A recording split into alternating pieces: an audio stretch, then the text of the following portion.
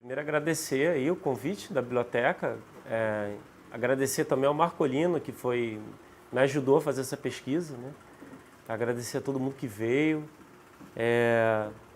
Apesar de hoje eu estou cursando doutorado, né? Essa pesquisa é fruto de uma dissertação de mestrado.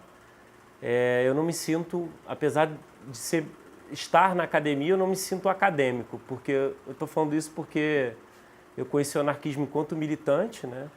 Não tenho ninguém na minha família que fez mestrado, doutorado, na família, uma família de trabalhadores, né? Meu pai é professor, enfim. E eu acho que apresentar o resultado dessa pesquisa é um pouco apresentar também reflexões do meio militante, assim, do anarquismo no Brasil. Também eu queria ressaltar essa importância dos espaços como esse. Eu me aproximei do anarquismo, eu comecei militando em rádio comunitária, mas me aproximei a partir da Biblioteca Social Fabiluz, no Rio de Janeiro. Então a gente estava conversando aqui mais cedo sobre isso, a importância desses espaços de referência para o anarquismo ela é muito grande. Isso vocês vão encontrar um pouco no livro, quando eu falo dessa cultura autodidata, né? Eu desenvolvi um pouco o gosto da leitura a partir dessa cultura autodidata, que é a gente se reunir aqui junto e conversar sobre temas, e debater coletivamente, aprender junto, estudar junto. Acho isso muito interessante. Então, falar muito rapidamente do livro, acho que falar do conteúdo do livro toca um pouco em várias questões que a gente estava conversando informalmente aqui antes, de se organizar, de como se organizar. Então, esses dilemas que a gente hoje tem no tempo presente, eles também existiam naquele período de 45 a 64. Há um mito de que o anarquismo ele morre nas barricadas da Espanha, em 1939. Então, isso é uma coisa que a gente está tentando, vários pesquisadores, mas o Instituto de Teoria e História Anarquista tem também tentado contribuir para desmistificar isso. O anarquismo não morre nas barricadas da Espanha, o anarquismo não retorna no maio de 68 como uma coisa como um lapso que existiu, então, em variadas partes do mundo.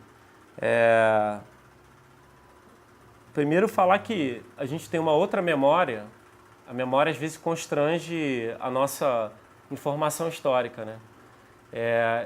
Que no período de 45 a 64 no Brasil não existia mobilização sindical pela burocratização dos sindicatos.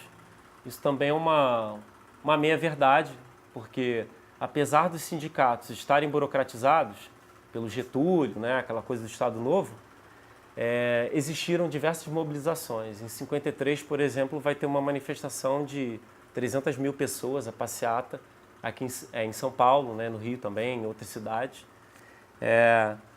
Então isso é uma coisa que a gente pode também revisitar.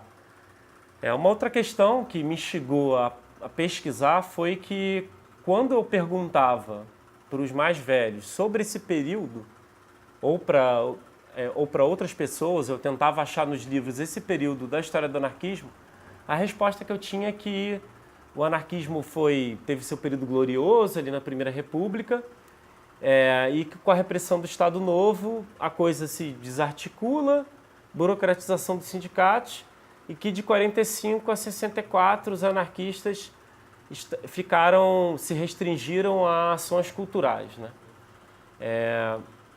Isso também é uma meia-verdade, vocês vão ver no livro. Eu não sou a primeira pessoa a pesquisar sobre esse tema, né? O primeiro a pesquisar sobre isso foi Edgar Rodrigues, que foi um historiador importante, né, para a história do anarquismo no Brasil, uma das primeiras pessoas a resgatar esses períodos obscuros da história do anarquismo. Entrevistou muita gente também. Entrevistou muitas pessoas, documentos, alguns documentos que eu só consegui em livros dele, né? Por exemplo, atas do Congresso Anarquista de 48. O que eu tentei fazer foi aprofundar algumas questões e trazer novas reflexões baseadas nos dilemas políticos da atualidade, né? Então, primeiro, assim, a gente tem realmente repressão ao anarquismo, a gente tem burocratização dos sindicatos, isso realmente aconteceu. A gente tem o Partido Comunista surgindo como uma força expressiva, hegemônica, mas um dilema que se tornou uma espécie de obsessão dos anarquistas, principalmente ali na década de 30. E aí eu estou citando, vou citar um anarquista específico, mas poderia citar outros, é o José Oiticica, seria o porquê do anarquismo ter se desarticulado nesses períodos. Então o José Oiticica ele vai escrever inúmeros artigos na imprensa anarquista com um tom muito autocrítico. A gente teve tudo isso, repressão, a gente teve a burocratização dos sindicatos, mas qual foi o papel do anarquismo?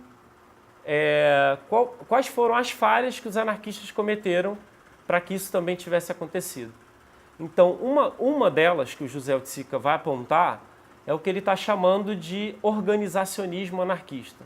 Então, seria a ideia de que faltou aos anarquistas, os anarquistas atuaram excessivamente nos sindicatos.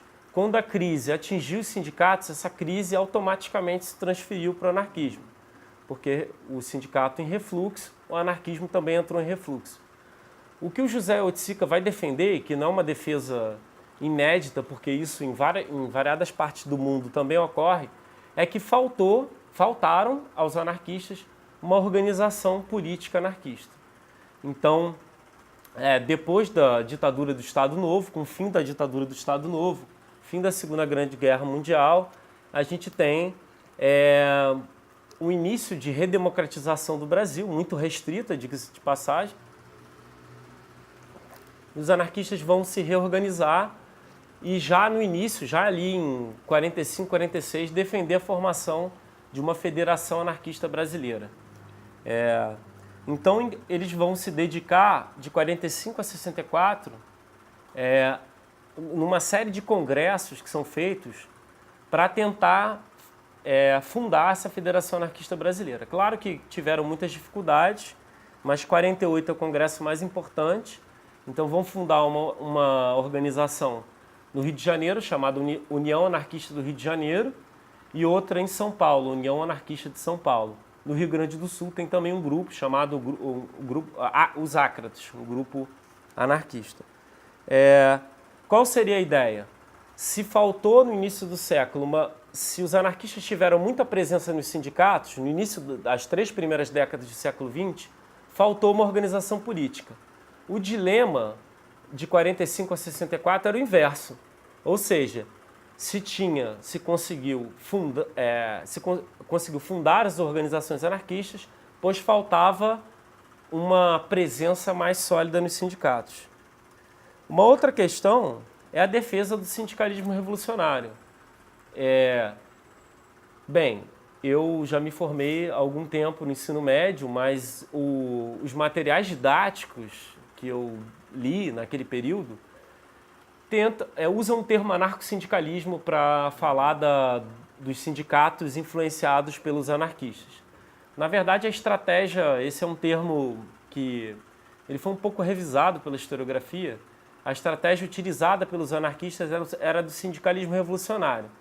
A diferença básica é que o anarcossindicalismo o sindicato explicitamente defende um programa anarquista, então nos estatutos do sindicato há essa defesa, e o sindicalismo revolucionário ele é um sindicato construído por anarquistas, é uma estratégia anarquista para os sindicatos. Hoje, tem um setor da historiografia que diz que o sindicalismo revolucionário é uma coisa e o anarquismo é outra. Isso, assim, eu tento mostrar nessa pesquisa o quanto isso, não só para esse período, mas para os anteriores, isso não é correto. Na verdade, o sindicalismo revolucionário vai continuar a ser defendido pelos anarquistas como uma proposta política. Só que eles são minoria. E aí entra o seguinte dilema. Como é que a gente se organiza sendo minoria dentro dos sindicatos? Eles vão optar por uma estratégia, que é formar grupos sindicais, grupos de resistência sindical ou grupos sindicais de ação direta. Seria o quê? Você tem poucos anarquistas dentro do sindicato, mas ali você pode montar um grupo mais amplo, com os princípios do sindicalismo revolucionário, onde você monta uma espécie de oposição sindical, que pode incluir pessoas que não são anarquistas. Então eles vão traçar essa estratégia e vão implementar em São Paulo e no Rio de Janeiro. Em São Paulo, por exemplo, eles vão ter uma atuação no Sindicato dos Gráficos, vão inclusive disputar uma chapa desse sindicato. No Rio de Janeiro, também vão se aproximar dos trabalhadores da Light. E a gente vai ter também, aí no livro, não vou dar spoiler do livro, mas vocês vão ver também presença em outras categorias, como dos professores, jornalistas. Então era uma estratégia que foi tirada nesse congresso anarquista de 48. E em 58 eles vão fundar um movimento chamado MOS, Movimento de Orientação Sindical, que tinha não só anarquistas, né, mas tinha também pessoas que, enfim, do Partido Socialista Brasileiro, não confundir com esse Partido Socialista Brasileiro, que não tem nada a ver, era uma outra organização mais próxima do marxismo mais heterodoxo, enfim. E o MOS é uma espécie, o que a gente poderia chamar hoje de uma tendência política, que seria uma tendência, assim, uma espécie de corrente sindical onde você não tem só anarquistas, você pode ter pessoas de outras tendências políticas que defendem um programa em comum. Eu estou trazendo isso porque a memória que a gente tinha sobre esse período do anarquismo é de que os anarquistas se limitaram a preservar a cultura e a memória. E o que eu encontro nas fontes, quando eu começo a ver os materiais das atas, dos jornais, é que eles não se limitaram a preservar a cultura e a memória. Então a gente vai ter alguns jornais circulando. O Ação Direta, né, que vocês têm o privilégio de ter uma coleção inteira do Ação Direta aqui na biblioteca, né, de 46 a 59. A Plebe, que volta numa segunda fase. Os nomes dos jornais são sempre referências a jornais que já circularam. O jornal A Revolta, da Juventude Anarquista do Rio de Janeiro. E já nos anos 60, o jornal Libertário. Tinha o jornal Archote também, que era o jornal da Juventude Espartacus, né, que é um grupo de Niterói. Bem, então esses jornais vão debater temas dos mais diversos. O que eu encontrei mais? Sindicalismo aparece o tempo todo ali, então acho que se mostrava essa intenção de estar interferindo nos debates do mundo do trabalho. Encontra muitos debates contra o franquismo, né? A ditadura da Espanha, do Franco, contra o salazarismo também, em Portugal, debates sobre a Guerra Civil Espanhola, temas políticos que não vão aparecer no período anterior, discussão sobre moradia, né, favelas, discussões, digamos, novas nesse universo. A gente tem também uma atuação, o anarquismo, ele sempre teve esse caráter internacionalista, não só de defesa de uma revolução universal, internacional, mas, de fato, articulação internacional com outros militantes. O Edgar Rodrigues menciona num dos livros dele que a casa agora não sei se é do Manuel Pérez, mas salvo engano do Manuel Pérez, ela era tão frequentada por anarquistas de outras nacionalidades, né, búlgaros, espanhóis, portugueses, que ele se referia a essa casa como um consulado anarquista. Na minha pesquisa, observei que o Edgar Rodrigues cita isso, tentei aprofundar um pouco quanto essa relação ela não era só de albergar esses anarquistas, mas também de fazer ações de solidariedade antifranquistas. Então eles vão ter um papel importante de tentar lutar para, por exemplo, refugiados espanhóis que chegam aqui, não serem expulsos do país. Lembrar também que, apesar de ser um período que a historiografia liberal tratou como redemocratização, a gente tem vigilância aos anarquistas durante esse período, mais ali na década de 40. Então, em São Paulo, no Rio também, mas eu encontrei prontuários policiais onde, por exemplo, você tem anarquistas, o Atílio Perobelli, por exemplo, ameaçados de expulsão porque receberam um jornal anarquista. Então, só para a gente ter noção de, em plena década de 40, num período supostamente democrático, você tem a ameaça de expulsar um anarquista para outro país, enfim. Também ações do que eu estou chamando de inserção social, ações sindicais, como eu já disse, trabalhadores da Light, esses grupos sindicais de ação direta. Havia uma expectativa muito grande com essas mobilizações de base que surgiram, de tentar, a partir dessas mobilizações, criar grupos de base que pudessem fazer uma mudança na composição sindical e retornar aos princípios do sindicalismo revolucionário para desburocratizar os sindicatos.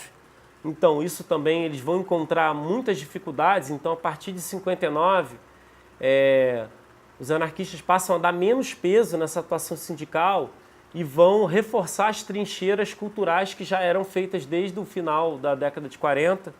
Então, as ações culturais elas vão ser muito importantes, entendendo a cultura aqui como um lugar de conflito, entendendo que há uma cultura dominante, os anarquistas estão construindo uma cultura contra-hegemônica, junto com outros movimentos. Então aí tem dois espaços fundamentais para isso, que é o Centro de Cultura Social, São Paulo, que vai ter uma atuação, grupos de teatro, festas, bailes, palestras, discussão, e o Centro de Estudos Professor José Oiticica, que é fundado em 58 no Rio de Janeiro, após a morte do Oiticica, que também vai começar a fazer algumas atividades culturais para tentar retomar o que seria o vetor social dos anarquistas. Ou seja, se no início do século o anarquismo era forte dentro dos sindicatos, se tentou, durante o período de 45 a 64, a retornar para esses sindicatos, mas também buscar outros espaços sociais de inserção, de difusão do anarquismo. Então, por exemplo, a ideia do CCS não era uma ideia isolada. Se buscava fundar outros centros de cultura em bairros de trabalhadores. Eu encontro, aí usei coisa de análise do discurso para ver, um discurso classista muito forte, no sentido de o jornal é voltado ao trabalhador, aqueles centros de cultura são voltados para trabalhadores, né? A ideia era retomar a influência do anarquismo dentro da classe trabalhadora. Bem, isso aí por vários motivos vai encontrar muitos limites, então eles conseguem avançar em algumas propostas, em outras não. Essa federação anarquista ela não sai do papel, os grupos anarquistas eles começam a desaparecer da imprensa anarquista em determinado momento, e aí tem divisões também, vocês podem ver no livro também, essas divisões que vão ocorrer. A atuação dos sindicatos, ela encontra grandes limites, lembrar que o PCB era uma grande força política de esquerda nesse período, e os sindicatos também muito burocratizados, né, alguns em algum momento com interventores, né, na sua direção. E tanto o Centro de Cultura Social de São Paulo quanto o CEPSTO passam a ser um bastião do anarquismo, né? No início da década de 60, os jornais começam a ter dificuldade também de continuar, então a gente tem uma dificuldade da imprensa anarquista no número de publicações que existiam é reduzido. E o golpe de 64 vai mudar a conjuntura totalmente, né? Vem um golpe que vai mudar completamente a história do país, mas lembrar que essas trincheiras culturais vão ser importantes para a reorganização do anarquismo no período que se segue a ditadura militar. Na verdade, o que eu preparei é um pouco isso, eu não queria ficar falando aqui, eu queria mais escutar vocês no debate. Mas eu acho assim, o que a gente poderia pensar é como esses dilemas políticos que o anarquismo enfrentou, como é que eles podem servir hoje ao presente para a gente pensar. Então, por exemplo, quando a gente hoje, atualmente, a gente fala da defesa de uma organização política, ou da importância que seja dos anarquistas se organizarem politicamente, ou da importância do anarquismo estar retomando o seu vetor social, ou seja, o anarquismo está se enraizando nas lutas sociais. A gente pode, a partir da história, né, da análise histórica, também ver como é que essas pessoas, esses militantes do passado, essa militância do passado lidou com esses dilemas que, às vezes, no nosso cotidiano nos parecem novos, mas são coisas que vão acontecer em grande medida.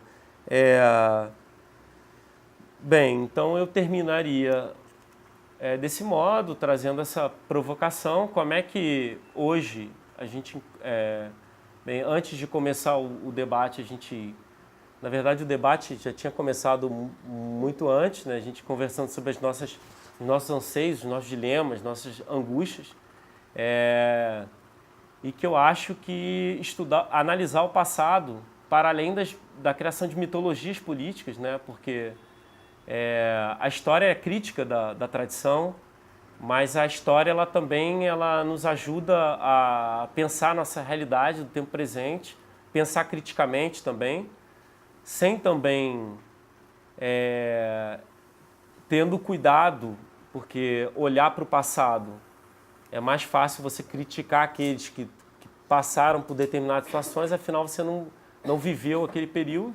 Tendo esse cuidado também com o julgamento a posteriori, que é fácil julgar processos que já aconteceram. Mas eu acho que, em relação ao que diz respeito ao anarquismo hoje, nos faz refletir sobre questões que essa militância que passou por esses dilemas podem também trazer uma contribuição.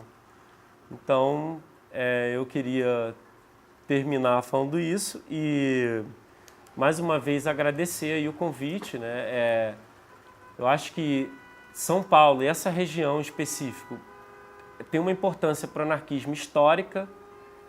Eu fico muito feliz de ter conseguido estar trazendo esse debate e instigar esse debate com o livro para cá, porque eu creio que a contribuição é gigantesca, a história do anarquismo do Brasil, aqui em São Paulo, enfim. E da necessidade também da gente atualizar certos debates que não apareciam. Isso eu já faço aqui, antes de vocês lerem, uma autocrítica de temas que talvez eu poderia ter aprofundado, mas que o tempo presente eu tenho certeza de que é o nosso papel agora, né, da gente também aprofundar o que não foi temas que poderiam ter sido limites do período ou mesmo os erros. Enfim, então fecho por aqui, queria escutar todo mundo e ouvir o debate.